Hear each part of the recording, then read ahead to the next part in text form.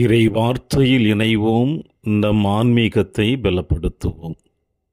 கிறிஸ்துவில் பிரியமான சகோதர சகோதரிகளே, ஆண்டின் பொது காலத்தின் 6வது வாரம் ஞாயிற்றுக்கிழமை இன்று நம் அனைவருடைய ஆன்மீக சிந்தனையாக அன்னையாம் திரு அவை கொடுத்திருக்கும் நற்செய்தி வாசகம் லூக்கா எழுதிய நற்செய்தி 6ஆம் அதிகாரம் இறை வார்த்தை 17 மற்றும் 20 முதல் 26 முடிய. இன்றைய நற்செய்தி வாசகம் நமக்கு எதை பற்றி கூறுகிறது என்று பார்க்கின்ற பொழுது, ஆண்டவர் இயேசு கிறிஸ்து ஏழைகளே நீங்கள் பேறு பெற்றவர்கள் என்றும் பணக்காரர்களை சபிப்பதையும் இன்றைய நற்செய்தி வாசகம் நமக்கு சொல்லுகிறது.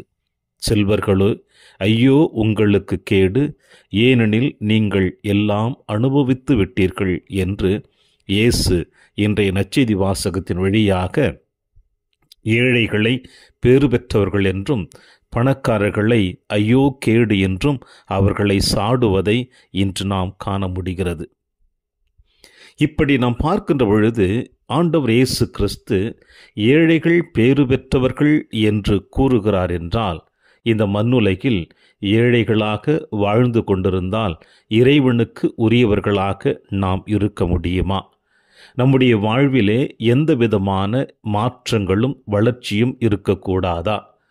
ஆக இந்த மண்ணுலகில் இருக்கின்ற பணக்காரர்கள் எப்பொழுதுமே ஆண்டவர் பார்வையில் சபிக்கப்பட்டவர்களாக இருந்தாலும், அவர்களால் துன்புறுத்தப்பட்டு, அவர்களால் புறம் தள்ளப்பட்டு, அவர்களால் வாழ்வு முழுவதுமாக இழந்து வாழ்ந்து கொண்டிருக்கின்ற ஏழைகள் ஆண்டவர் இயேசு கிறிஸ்து பேறு பெற்றவர்கள் என்று சொல்லுகின்ற பொழுது, ஒருவேளை இந்த பணக்காரர்களால் தான் இந்த ஏழைகள் இறைவனுக்கு உரியவர்களாக மாற்றப்பட்டிருக்கிறார்களா என்ற பலவிதமான கேள்விகள் நமக்கு எழுந்து கொண்டிருக்கின்றன.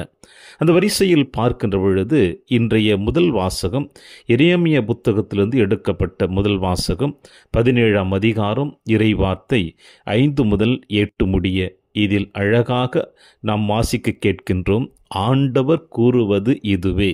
என்ன கூறுகிறார்? மனிதரில் நம்பிக்கை வைப்போரும் வலுவற்ற மனிதரில் தம் வலிமையை காண்போரும் சபிக்கப்பட்டவர்கள் என்று. இது எதை குறிக்கிறது என்றால், இந்த மண்ணுலகில் வாழ்ந்து கொண்டிருக்கின்ற எல்லா செல்வந்தர்களையும் எல்லா பணக்காரர்களையும் நாம் ஒப்பிட்டு சொல்லிவிட முடியாது. யாரெல்லாம் மனிதர்கள் மீது இறைவனை ஒதுக்கி மனிதர்கள் மீது நம்பிக்கை வைக்கிறார்களோ, மனிதர்களின் வலிமையை காண்கிறார்களோ, அவர்கள்தான் சபிக்கப்பட்டவர்கள் என்று இயேசு இங்கே அழகாக வெளிப்படுத்துகிறார், எரேமியா புத்தகத்தை கோடிட்டு காட்டி. ஆக இந்த மண்ணுலகில் இருக்கின்ற எல்லா ஏழைகளுமே இறைவனுக்கு உரியவர்களாக வாழுகிறார்கள் என்பதற்கு இன்னும் அற்புதமான ஒரு எடுத்துக்காட்டாக காணப்படுவது இதே எரேமியா புத்தகத்திலிருந்து நாம் வாசிக்க கேட்கிறோம். ஆண்டவரில் நம்பிக்கை வைப்போர் பேறு பெற்றோர், ஆண்டவரே அவர்களது நம்பிக்கை என்று எரேமியா புத்தகத்தில் நாம் வாசிக்க கேட்கிறோம்.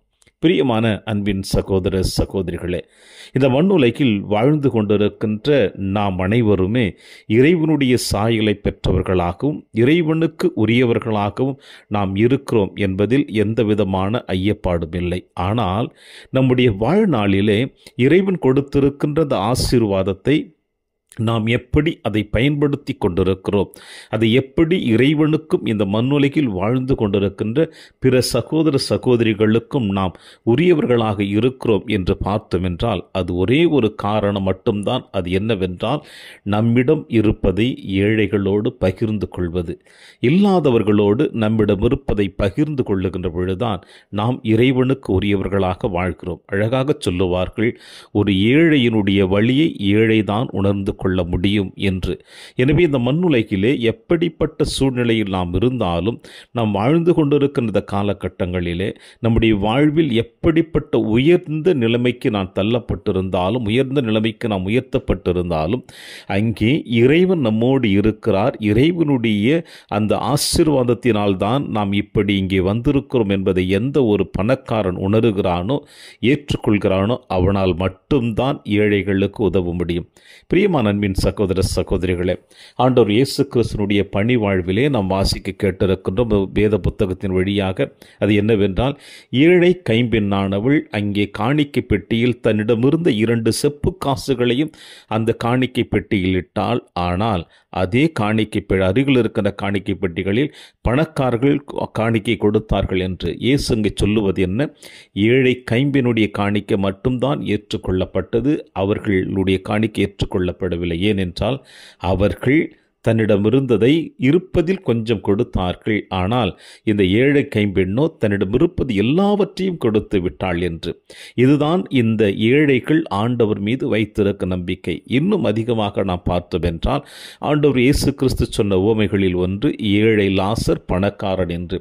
ஏழை லாசர் அந்த பணக்காரனுடைய வாசல் அருகிலே அமர்ந்து கொண்டு மேஜையிலிருந்து கீழே விழுகின்ற ரொட்டி துண்டுக்காக காத்து கொண்டிருக்கின்றான். ஆனால் இந்த பணக்காரனோ அந்த ஏழை லாசரை பற்றி ஒருபொழுதும் அவன் கண்டு கொள்ளவில்லை என்று சொல்லப்படுகிறது. இப்படி வேதகத்தை புரட்டி புரட்டி பார்க்கிற பொழுது ஏழைகளுடைய நிலைமைகளை பற்றியும் பணக்காரருடைய நிலைமை பற்றியும் ஆண்டவர் இயேசு கிறிஸ்து அழகாக சொல்லுகின்ற பொழுது, தன்னுடைய இறுதி நாளிலே இறுதி தீர்ப்பின் பொழுது அவர் சொல்லக்கூடிய வார்த்தையும் அழகாக சொல்லி முடித்து விட்டார். ஏழைகளே, நீங்கள் பேறு பெற்றவர்கள் என்று. இப்படி ஏழைகளுக்காக தன்னையே முழுவதுமாக அர்ப்பணித்தவர்.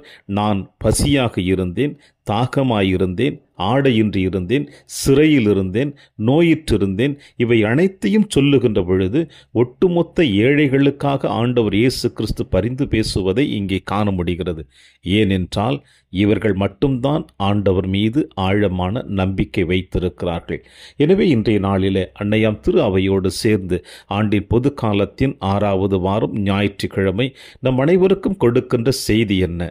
நாம் அனைவருமே செல்வத்தில் உயர்ந்திருந்தாலும் ஆன்மீகத்தில் உயர்ந்திருந்தாலும் எப்பொழுதுமே ஆண்டவர் மீது நம்பிக்கை வைத்து நம் கண்முன்னே காணப்படுகின்ற ஏழைகளாக இருக்கட்டும், பாதிக்கப்பட்டவர்களாக இருக்கட்டும், பொருளாதாரத்திலும் எல்லா சூழ்நிலைகளிலும் மந்த நிலையில் இருக்கின்றவர்களை இனம் கண்டுபிடித்து அவர்களுக்கு நாம் செய்கின்ற உதவிகள்தான் எப்பொழுதுமே இறைவனுக்கு செய்யக்கூடிய உதவியாக காணப்படுகிறது என்பதை இன்றைய நற்செய்தி வாசகம் நமக்கு அழகாக படம் பிடித்து காட்டுகிறது. எனவே நம்முடைய ஒவ்வொருடைய வாழ்விலும் இறைவன் செய்திருக்கின்ற எல்லா விதமான ஆசீர்வாதத்திற்கும் நாம் எப்பொழுதும் நம்பிக்கை உள்ளவர்களாக இருக்க வேண்டும் என்பதுதான் இன்றைய நற்செய்தி வாசகத்தினுடைய தெளிவான செய்தியாக காணப்படுகிறது. எனவே நாம் அனைவரும் நம்முடைய வாழ்வில் சந்திக்கக்கூடிய எந்த ஒரு ஏழைகளும் சமுதாயத்தில் புறம் தள்ளப்பட்டு வேதனையில் வாழ்ந்து கொண்டிருக்கின்ற ஒவ்வொருவருக்கும் நம்மால் முடிந்த உதவியை செய்து அவர்களையும் இந்த சமுதாயத்தில் உயர்ந்த நிலைக்கு நாம் அழைத்து செல்ல வேண்டும் என்று இயேசு அழைப்பு கொடுக்கிறார். எனவே இயேசுவினுடைய அழைப்பை ஏற்றவர்களாக தொடருவோம். இந்த நாளிலே இறையாசிர் என்றும் உங்களோடு.